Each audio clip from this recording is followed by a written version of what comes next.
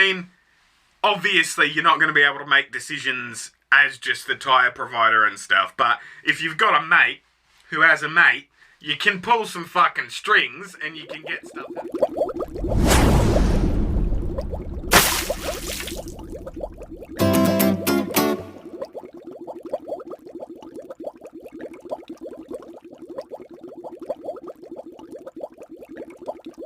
What's up, Squad? It's your Squid. Did I say that around the right way? Doesn't matter. You know what this video is about. The worst Formula 1 race. Let's just dive straight into it, shall we? Sharp, slappy, blah, blah, blah. Words. Red leather, yellow leather. Red leather, yellow leather.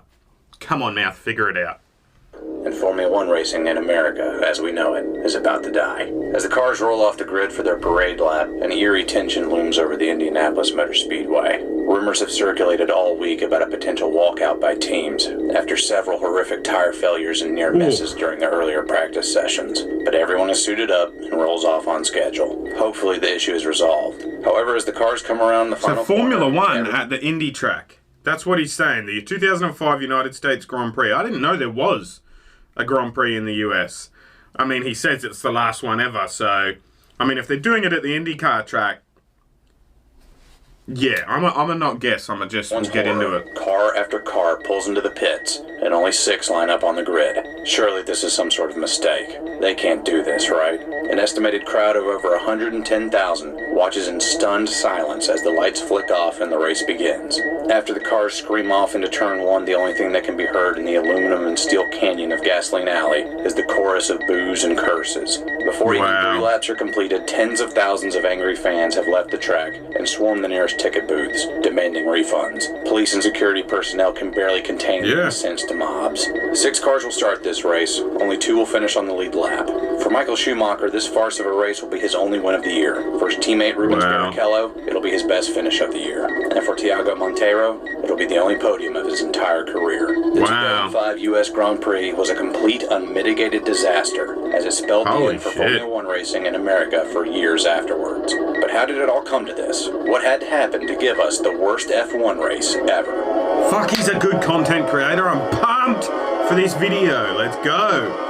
Jesus, they're all just fucking flying off that track.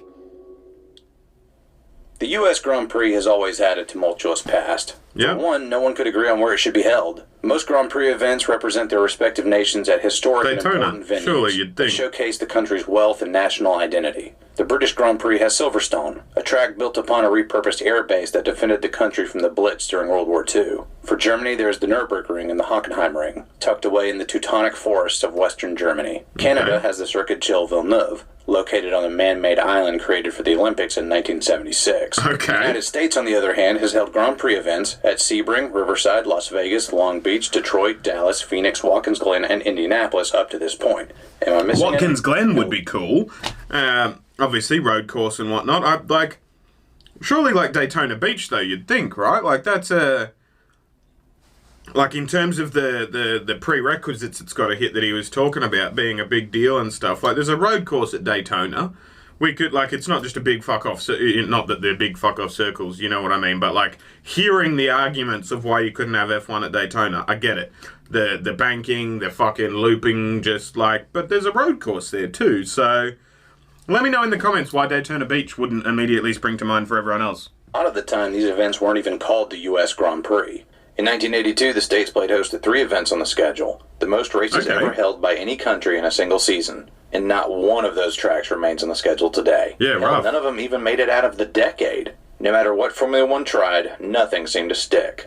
For a sanctioning body that holds races in some of the most scenic places on Earth, like Budapest, Bahrain, and Monaco, a mainstay event in America is the last feather to put in the cap of the FIA, the sanctioning body for Formula 1 racing. A crown jewel in the parking lot of Caesar Palace Casino. The country has a rich history of racing and a strong car culture. It should be a match made in heaven, but Americans are a staunchly nationalistic bunch. And that's what I was about to say. Like, you can't...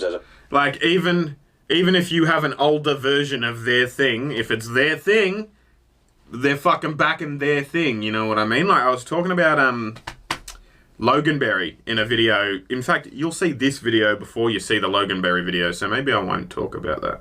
But disregard what I just said. But yeah, Americans are very pro-America. who would have thunk it, right? Like Eurocentric Formula One. For Bernie Ecclestone, the CEO of the parent company of Formula One, it has been his dream since he took the job back in the 70s to have a race in the streets of Manhattan, or at least have it as a scenic. Loganberry is a raspberry crossed with a blackberry, European raspberry crossed with a North American blackberry, invented by a judge from California who had retired up here in Buffalo. Started playing God, splicing plants together and berries and shit. Invented the Loganberry.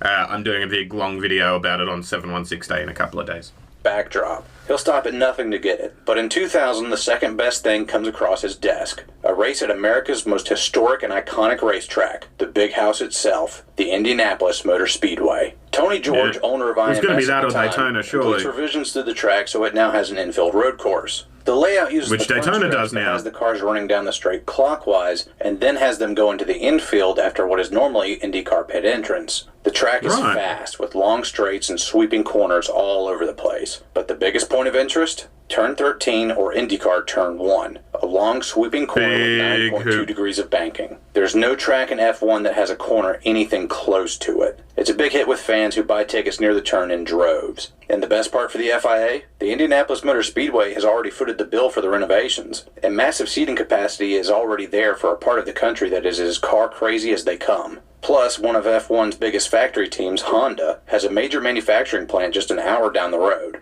Hype is massive for Convenient. the first race in 2000. And How many people are going to go into the wall on turn 13 though? though? 2001 and all the other ensuing years. So unlike NASCAR's worst race ever, this tire scandal and walkout was not caused by a new track. Indy was a known quantity by the time 2005 rolled around. So what gives? To be honest, it was a variety of factors that include the politics of the FIA, track resurfacing, dumb new seasonal rules for F1, a stupidly rigid command structure, and our old friend, the good old-fashioned tire war. Let's start off with the tipping point for this whole cascade of events, the track surface. By the time 2004 wrapped up, the track surface at Indy was getting pretty old, and it was time for a repave. The winters in Indiana are pretty brutal, and as such, pavement needs to be properly maintained to deal with the freezing conditions and wild temperature swings going into the summer. The track was repaved during the off-season, and to ensure that the high-speed track remained as safe and stable as possible, IMS opted to use diamond grinders to make the track surface as smooth as glass. This eliminates any bumps that might naturally form on the racing surface, which is a nice thing to go without when you're in an Indy car going in excess of 220 miles an hour. Diamond grinding can also make the track grippier and helps with water drainage in the event of rain.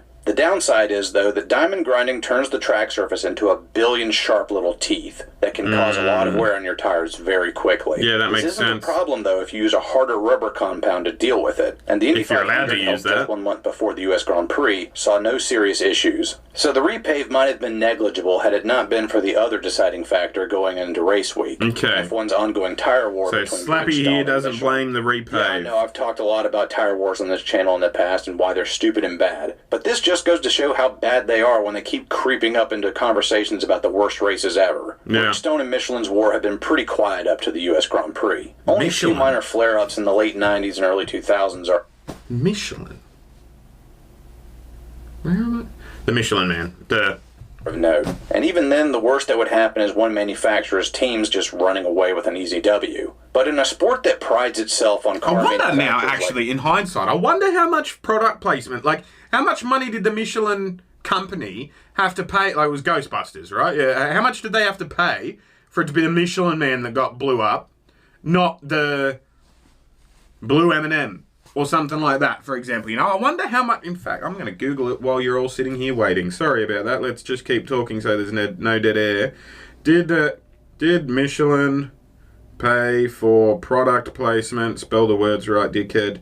Product. Stop rushing and spell the words right. Placement in Ghostbusters. Give me a yes or no answer, Google. Come on.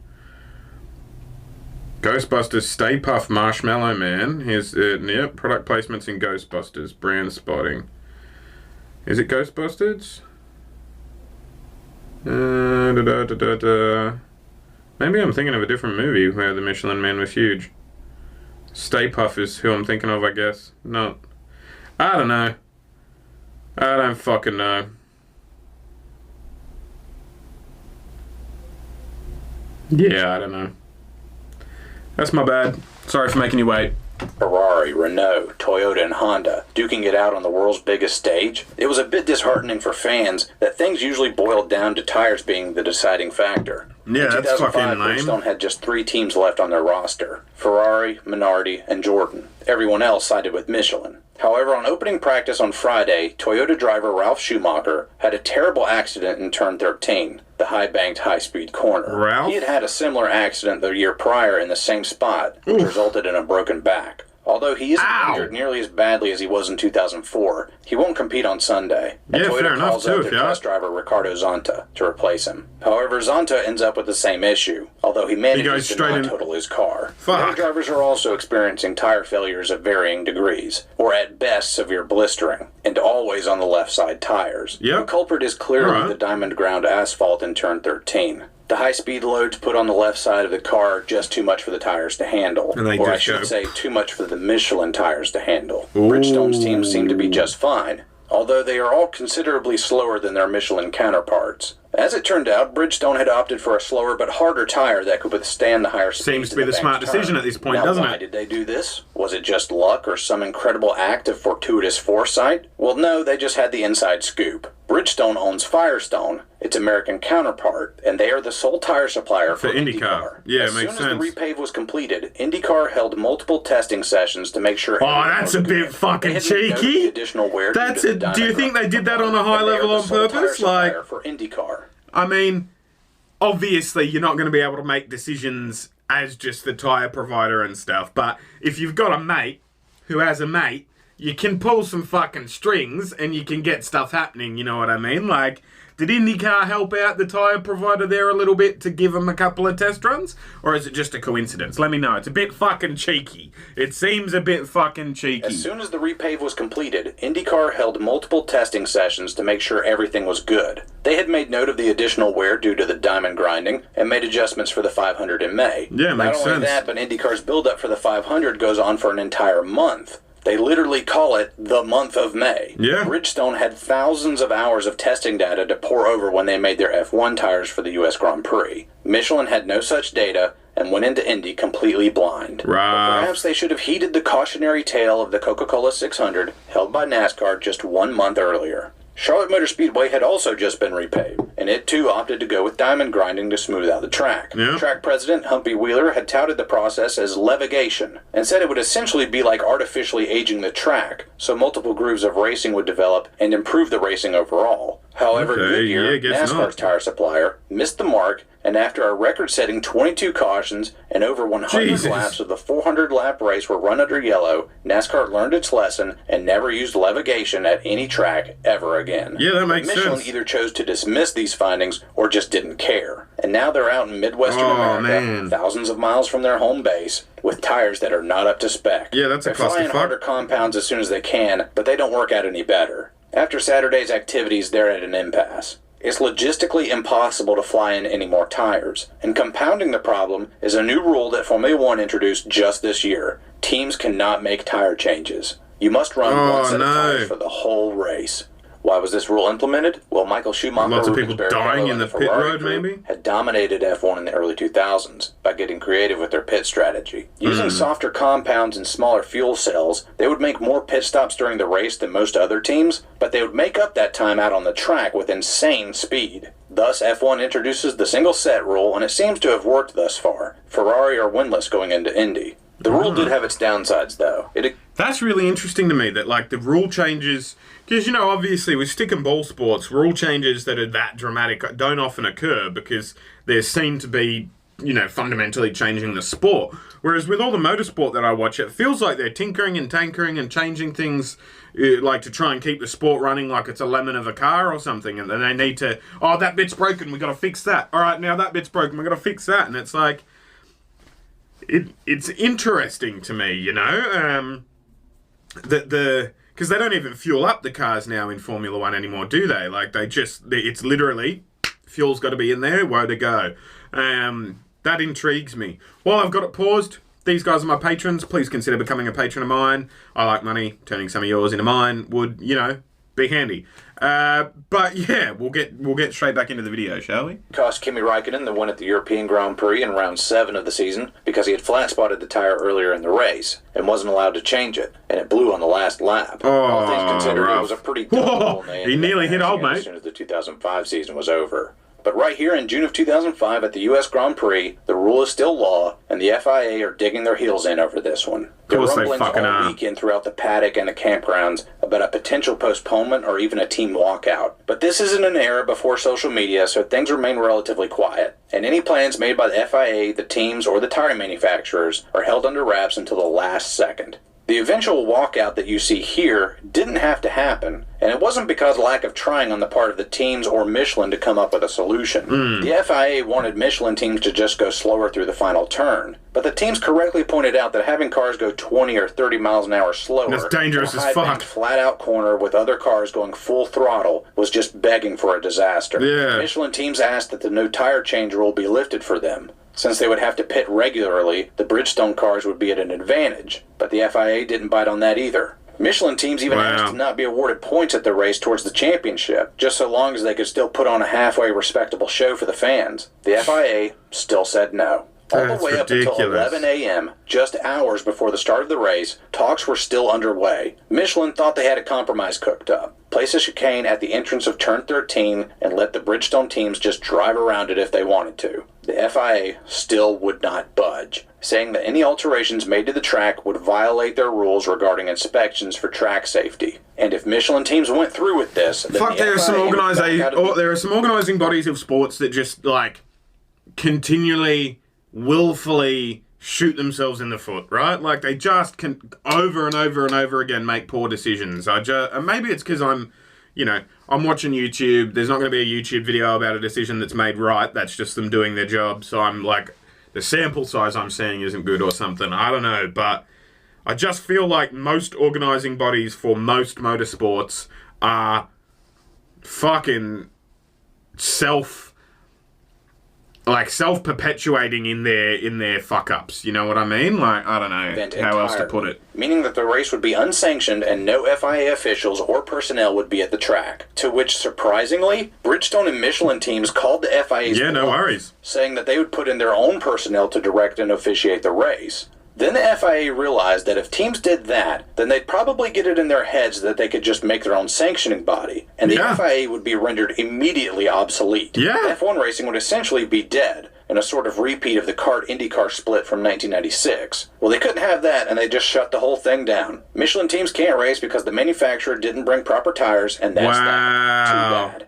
Over 110,000 people spat the pacifier out of the fucking cot just to watch their favorite drivers do a parade lap and park it because the FIA had to flex their muscle and stick it to Michelin. The 6 Bridgestone cars line up in their correct slots and take off, only to have one of the Jordans in the back immediately blow up and start billowing smoke. The only question now is who will get that last podium slot as the Ferraris quickly pull away. Portuguese driver Tiago Monteiro ends up with the honor for Jordan, finishing 1 lap down. Ferrari drivers Michael Schumacher and Rubens Barrichello finished 1-2. And at the award ceremony, nobody except Ferrari personnel and an FIA skeleton crew were present. They quickly took their trophies and left. The only person who looked even remotely happy to be there was Tiago, who reportedly stayed at the award ceremony for hours just partying with his team. The stands are pretty much empty well before the race wrapped up, and during the first few laps, some fans had even thrown beer cans and water bottles onto the track. Angry mobs swarmed the ticket office on the way out and demanded refunds that they would never get. At least not from the FIA or IMS anyway. Michelin actually stepped up and offered compensation for anybody who wanted a refund. Well, that's good on them. Checks through the Indianapolis Motor Speedway's ticket office.